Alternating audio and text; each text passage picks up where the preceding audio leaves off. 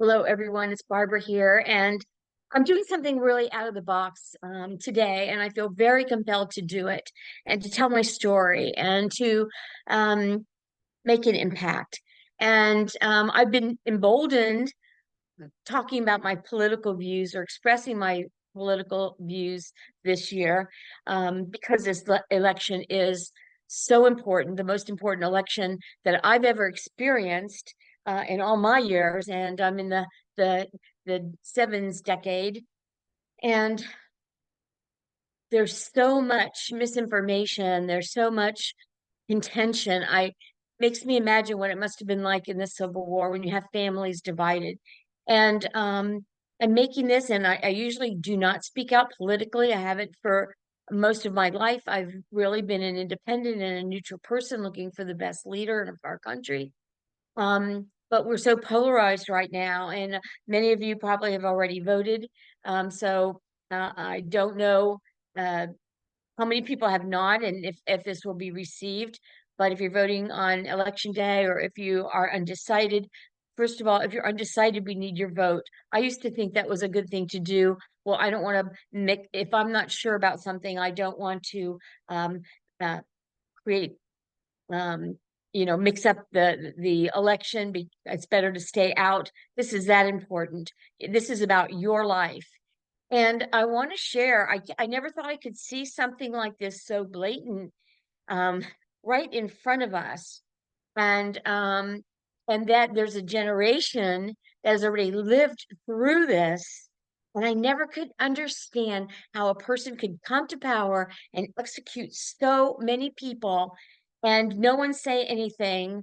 And it was able to proceed. And it's like putting the frog in the water and starting it to boil. It's all these small things, but we are seeing things said out loud and people are dismissing it. I can't believe it. So let me tell you a little bit about myself. I'm Polish. I'm second generation Polish. All my grandparents on both sides came from Poland. And I've listened to their stories. And my parents have remained very philanthropic in the Polish community. They've kept our heritage almost ad nauseum for me, actually.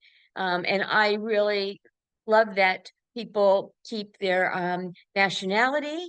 It's what makes us fun. We are a country that was formed from immigrants from many different nationalities, but speak it at home and learn English. And I'm saying that because I grew up in Miami. And so you saw what happened in Miami. And I was a very resentful, and I had a whole blog about learning languages.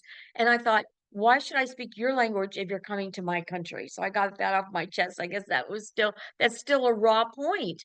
And it's escalated down there. But they put my grandmother on a boat at 14 or 15 years old to send to a distant aunt in New York City, and she never saw her family again.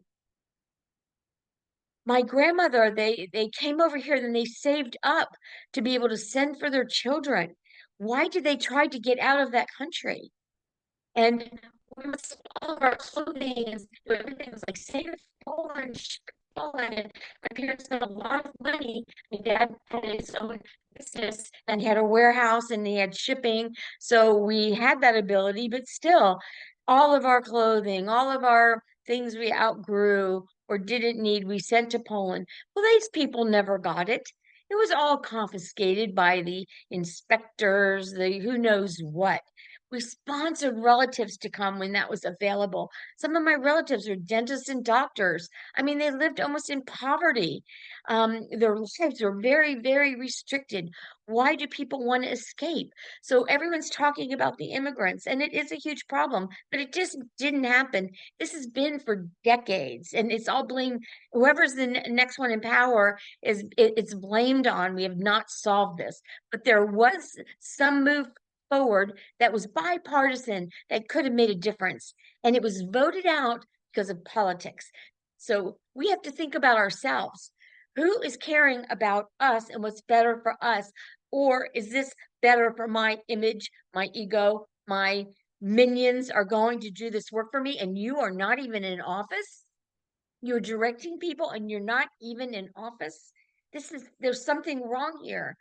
that loyalty to a person versus our country and not being patriotic is a huge problem. People came here for a better life because they're escaping the kind of government that half of our country wants to vote for and vote in and change. Or you say, oh, that's just rhetoric. It's not rhetoric. I'm watching it happen in real time. And it's answering to me what happened to my family in Poland. People lost touch with each other, people lost whole families. And it has still gone on to this day.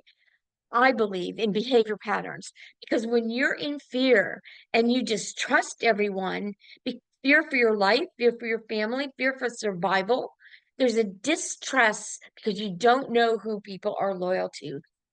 People are hiding things, it's sneaky, and no one communicates. And you're always living in paranoia or fear and fear of being hurt or killed or taken away. I lost a child. She took her life at 15. And what happened to me, I've never experienced grief like that. I felt every parent, especially mother's pain. And I felt all of those mothers in Auschwitz or on the train, seeing their children wrenched from them. We had somebody that did that to people here. Do you know what that does to children? And then that's behavior that's instilled in them. And it's generational. You want that? I've heard people say, if this person's elected, I'm leaving the country. Okay, so why should another country accept you because you don't like your political beliefs? Do you see how hypocritical that is? This is serious. This is about democracy and keeping our Constitution and our way of life. And that's why I'm speaking out. Because where are all these people wanting to escape from? An autocratic government, a dictator, a place where you have no rights. Why should one person have First Amendment rights, be crying all the time? I can say anything. I can incite anything. Look what happened to Springfield by somebody's rhetoric. I'm in Florida. I deal with hurricanes. Look what happened in North Carolina and all those hurricanes. People lost in the mountains. You don't think FEMA's trying to, and other people are trying to go help them as fast as I can? Course they are, but the roads are out, bridges are out. You can't find everyone in a day, and to create such fear and distrust that they're going to lose their benefits and not even apply for them because of one person's word, that person should be the one reassuring us that they are being taken care of, that they are being helped. So look at how this behavior is. Do you think that's going to be held in office? And also, look at the sound of mind. I mean, we're watching dementia deterioration, mental deterioration, behavioral deterioration before our eyes. Somebody is not going to release their medical records. We have to do that for top paying jobs. And that person's going to be in office for 4 years and they're 78 years old and they're dysfunctioning already now. They're being having to deal with world leaders. What kind of behavior is that? And with world leaders, calling people names, everybody has some freaking bully name. What kind of behavior do I want my children and grandchildren to look at? Is that mentorship? Is that leadership? It's not. It's really not. And here's another factor. I grew up in Miami. My parents moved from New York City, from and my family was really funny. It was like, this is the Polish section. He's Irish. They're Italian. They knew everyone's cultures, but it was like, you stay with the Polish people. And in fact, it's weird. I ended up marrying somebody half Polish and half Czechoslovakian. I never had dated anybody, but it was like this huge thing of staying in your culture. And so it's always like, well, that's the Irish and that's the Italians and and being an American, I was like, we're all a melting pot. That makes our country so special. We are just such a melting pot. But I was in Miami and my last name was Khrushchevsky and Cuba was right there. And as a child with Khrushchev and Russia, I mean, that Cold War, I lived in the Cold War. People in my neighborhood had bomb shelters. We didn't have basements. There's a water table that's right under the surface. But people built bomb shelters. You could see a hump in their yard. We were afraid. We were not many miles away from Cuba, and Russia had their thumbprint on Cuba. and it had Khrushchev, and my name was Khrushchev Ski. Do you think I got bullied and made fun of? And it was really hard being in Miami and having communism there, and then having, all this communism really in Poland, um, and watching all of these countries and seeing them fight for their freedom. Every country wants to be free. They want freedom. That's why people are flocking here. We cannot give that up. Okay, well, we can deal with our problem of immigrants, so we can deal with our problem of everybody wanting what we have. Why give it away? Why should we give it away when everyone desires it? What does that tell you? We have a good thing here. I lived in a country called Mauritius off of Madagascar. It had been owned by England. It had been owned by France. But then they got their freedom, and they are a model third world country. They had 5 different cultures living there, and that was the intrigue of going there. There were East Indians, there were Creoles, they were white Anglo-Saxons from England, and then the French. And there were Muslims. There was, I forget the other, Chinese. The Chinese were in restaurants and shopkeepers. The East Indians were the teachers and the government workers. The Creoles worked in the fields, in the sugarcane fields. The aristocrats owned the sugar plantations, hotels, and those kinds of things. And I forget what the other I remember just even having driven, and there were all these lychee trees. So I got in a family, I'm like, what are those trees? And they were laden with fruit, and there would be somebody sleeping underneath that tree. So, there were all these different segments. They were protecting that tree because thieves would come in the night and take all the fruit because everyone wanted lychees. It's a really precious fruit. And so when it was the season, you had, peasants, but there was respect for every culture. I would be driving home from somewhere, and all these Indians are going to the water with Baba Ganoush, and they're singing. Everyone knew each other's culture on this small island, and they lived in harmony. I went to Muslim weddings. I went to, East Indian weddings. I went to Catholic weddings. Everybody wanted to invite the Americans. Everybody wanted to touch my children because they were blonde towheads with blue eyes, and everyone tended to be much darker mainly. And so that exists. Why are we willing to give that up? It's not good on the other side. And why was our country formed? This is another thing blowing my mind. We wanted to escape the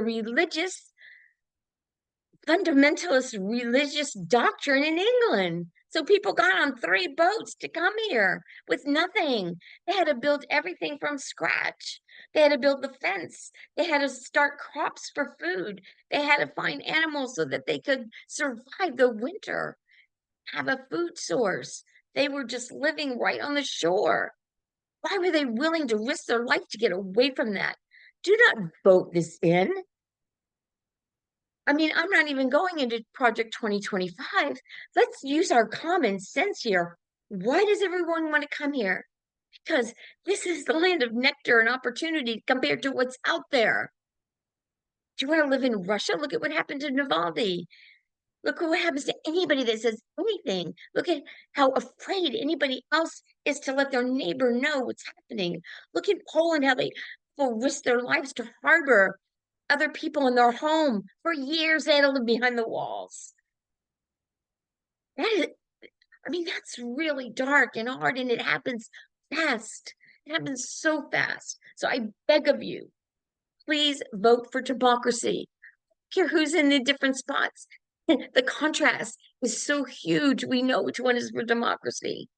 And it amazed me to see a bipartisan situation with people going out there for the Cheneys, and to be able to die-hard Republicans. But the Republicans are gone.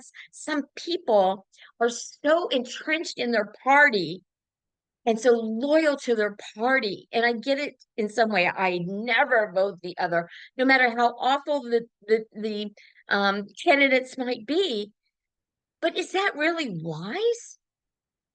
I'm first an American. And that's why a couple years, I became an independent, because it's like, I need to really look at this in a serious way and have choices. You're an American first, and there really is no Republican Party. I hope you can rebuild it. We need two parties. Look how they came together on stage. And I thought, and I posted, this is historical. This is historical that these people have come together to save our country and leave it for our children. This has been a huge experiment, and we are the longest running democracy. So open your eyes, open your ears, vote with your heart. Where do you want to live? I know I want to live here. I was always proud when I came back from being in another country to say I'm an American. It has weight, but we're losing it. We're seriously losing it. And a lot of people are very brainwashed. And I know a lot of people think that I'm brainwashed, but I watch what's coming out of somebody's mouth. I don't watch the filtered media. That's already been sanctioned. And I don't understand why they're still not being sanctioned. So I watch a lot of different things. It's such a clear line. I've never seen anything so clear in my life. Democracy or dictatorship. Dictatorship, rounding people up. I know from my family, my grandmother never saw her family again, and she died in her 90s. My cousins came over here for visas, but they had to return. I know the hardships of their lives. And why did they work for freedom? They did everything to get freedom. I understand how hard the Ukrainians are fighting to keep their freedom. And look how hard it is. So I beg of you, and this is very bold for me. I hope it doesn't impact my business, my relationships, but I cannot be quiet at this time. I have to do my part. And so think wisely, really wisely, of what your life will be like. And oh my gosh, if there's 10 cents different in gas, well, I don't make as much as most of the people that complain about that, or the food prices. Is that the cost and the price you're going to pay because you don't like the gas prices? And also look at the facts from the last few years. And everyone says, oh, Trump's economy. Well, it wasn't Trump's economy. It was Obama's economy that he inherited and then trashed. So let's get real. Let's get real here. There's a lot of wool pulled over people's eyes. It's so obvious. It's like the emperor's new clothes. Really. I'm sorry, enough out of me. I can't do my part. And I hope that my First Amendment rights are being honored, being able to express myself and my opinion. But this is clear as day what is going to happen to us. And I'm scared to death because I do not want to live in a dictatorship run by the one percenters that own the government contracts and the communications and the space programs and the transportation programs. This is scary, scary. I thought we had better checks and balances. All right, over and out. Please vote wisely. Please, please, please.